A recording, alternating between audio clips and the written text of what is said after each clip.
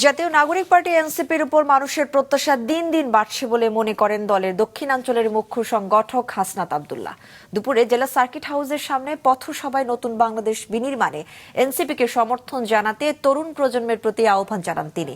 কর্মসূচিতে আরও অংশ নিয়েছেন দলের কেন্দ্রীয় আহ্বায়ক নাহিদ ইসলাম, সদস্য সচিব আখতার হোসেন, উত্তরাঞ্চলের মুখ্য সংগঠক সার্জিস আলম সহ অন্যান্য নেতারা।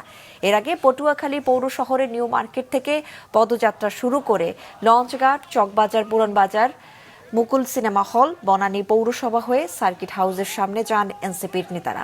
বিকেলে বরগুনায় পদযাত্রা ও পথসভা করার কথা রয়েছে তাদের। প্রিয় তরুণ প্রজন্ম, স্কুল কলেজের ড্রেস পরা আমার শিক্ষার্থীরা, পরবর্তী বাংলাদেশে আমাদের অনেক দায়িত্ব রয়েছে।